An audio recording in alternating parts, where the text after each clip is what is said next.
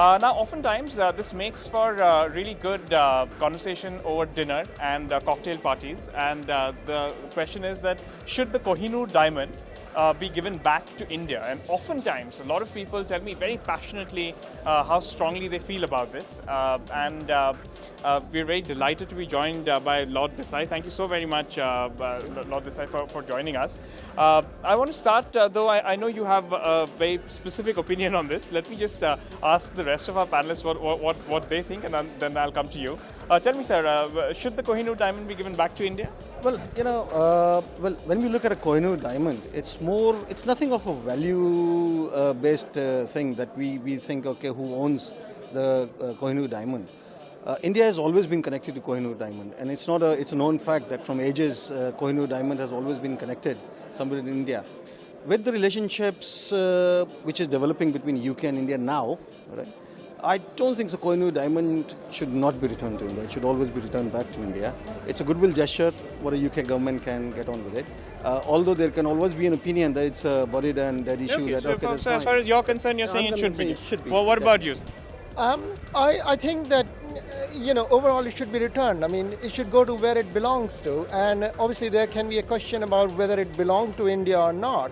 But it belongs more to India than to anybody else. So simply, That's an interesting. Should go where it belongs. What about you, sir? Well, based on the premise that it came from the Indian subcontinent. In my country, the Netherlands, we had similar issues with the US assets and assets coming from Russia. And technically, we had no issue of returning it back to the country where it comes from. So my answer is sure. Have all of those articles been sent back to? The process being sent back, sure, to the owners, as long as you know exactly where the ownership comes from. We do these things. Yeah. And that gets me to your opinion, Lord Desai, because it's often very difficult to pinpoint where this belongs, because that where it belongs is the tricky question. What's your view on this? Well, it belongs to the Indian subcontinent, but it doesn't belong to India. There are questions whether it belongs to India because, you start that, you'll raise all the questions about the partition. Yeah. Because the last Indian owner was Ranjit Singh Ji. His capital was in Lahore. Okay? There is this museum for Ranjit Singh Ji in Lahore. Yeah. Okay? So ideally, if it goes back to the Ranjit Singh Ji Punjab government, as part of Pakistan. Okay. Come on. Therefore, it is quite possible to argue that Kohinoor diamond should go back to Lahore. Okay. Now, people say, no, that's not right. India is India, You see, India is not India that was when the Kohinoor diamond was taken away. Okay. Let me take you. Let me take that. So, who thinks here that the Kohinoor, if it were to come to that, and if the British government says, okay, fair enough, we'll give this diamond back, who thinks that it should go to Pakistan? See, taken my lordship's views. He's got a logical viewpoint where logic is concerned. Yeah. But I wish it's more of a sentimental value, and rather than it's a known fact where Kohinoor belongs. Kohinoor is an Indian thing, and even if we get on to history, it can be a debatable thing. That where was the country of adoption of Raja Ranjit Singh at that time? Later on, which it went to. So that trail is something else. So you take on board what the Lord has to say, but you're not swayed in your opinion. Yes. Okay. It's more of What about you, sir? I really think that it belongs to Indian subcontinent. I totally agree with Lord Desai. I really don't mind whether it is a sharing arrangement with Pakistan, and it is joint property of India and Pakistan and Bangladesh. You're not a diplomat, no? 50-50. Not at all. And it belongs to Indian subcontinent, and it's shared by them, and it goes all over the world for people to see. And it's an Indian. So you continue to say India. You're going 50-50 on this. Tell me, sir, after the Lord has spoken, what do you think? Where do you stand on it? I'm not even born in India, so I don't care whether it's India, Pakistan, Bangladesh, or Sri Lanka.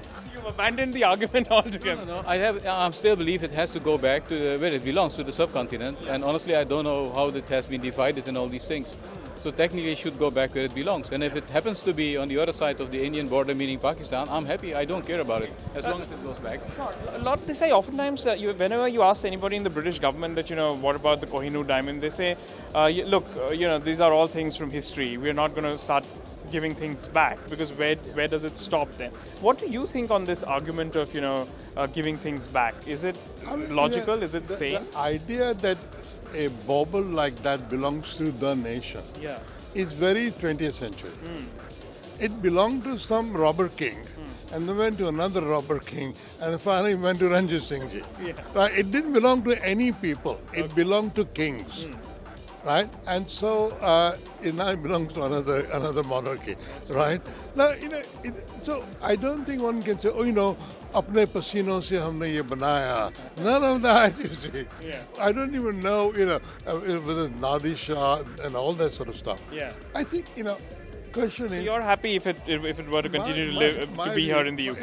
If it comes back, Yeah. it has to be given back to undivided India. Which is very tricky. Pakistan, India, Bangladesh. Okay. Okay? That is the India which owned the Kohinoor emotionally. Yeah. And if you may even get the. But how do you give it back to undivided You may India? even, I know it's difficult. There is no undivided India. Yeah. You may even get the argument. Yeah.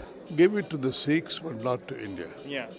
Correct. Correct. You see, this is what It's a whole minefield, I'm yeah. trying to point out. Yeah. When people say, "Oh, it belongs to India," they haven't made this transition. The India it belongs to is no longer there. Correct. Jawaharlal Nehru wrote a book called The Discovery of India. Came out in 1946. Yeah. The India he discovered, he didn't become prime minister of. Correct. The India that he discovered Okay. became divided. So let us not raise all those questions. Yeah. But if we are going to ask for Kohinoor, Yeah. let us argue for it in a joint subcontinental move. Okay. Lord Desai has spoken so passionately about this that who do you give it back to? That's very tricky. Tell me, this culture of asking for these things back. Is that valid? Would you think people who demand that the Kohinoor should be given back, is this purely an emotional argument? See, we're demanding Kohinoor is concerned or ownership of Kohinoor is concerned. It's nothing to do what the Kohinoor diamond is all about. You're saying it's a I thing of pride. It's a thing of pride. It is definitely belongs to the Indian subcontinent. If we even talk about an historical outbreak of how things have taken their. But what place. about all the other things that are in British coffers? Would you ask for that back see, as well? See, it's just a goodwill gesture. Of course, agreeing with Lord Desai that it went from a robber king to another robber king and to another robber king. We are living into a century now where robber kings do not exist. Correct. Right? Well, we've just, for a moment, we've just got to agree to the fact that they do not exist anymore. So whatever for a Kohinoor has to be taken in good faith. They're elected these days. Yes. Huh? Yeah. I wouldn't know. This culture of asking for things back, is that a valid? I don't think that culture is good. But having said that, from the other side's perspective, things which matter passionately to most of the Indian subcontinent, the other party who has ruled for sometimes, if not all the time, for wrong reasons, they should be considerate. But what would you say to people who say that where does it stop then? We'll give the Kohinoor back. All countries from this England ruled over so many countries over so many years. I see the logic in that not everything can be returned, but few things which are the countrymen are passionate about, Which is again tricky because which ones go back and which ones don't. How was it all worked out in Holland? Was it what articles were given back and what were not given back? Well, I'm not sure if there was a real debate on not giving back, because we had the colonies also, of course, like Indonesia, where a lot of assets from the local kings were also being transported. They have no issues in bringing it back. It's funny tough, it's a kind of a culture, but in general, I'm not in favor of having this debate because it becomes too emotional. I look at the facts, and in my country, they're quite liberal on these issues. If they say, okay, it came from these places, maybe, I don't know what reason it had, these people have their own culture, it should be brought back to their culture. And we still can enjoy it because they will have some kind of a lending arrangement to enjoy it in a museum. If things have got to go back, let's have some useful things. Let's Like have what? things which improve people's livelihoods. Let us get some educational thing or health thing or something which would enhance the ordinary people's lives. Okay, very The good. Kohinoor may make us very warm in the heart, but it doesn't improve anybody's life. Okay.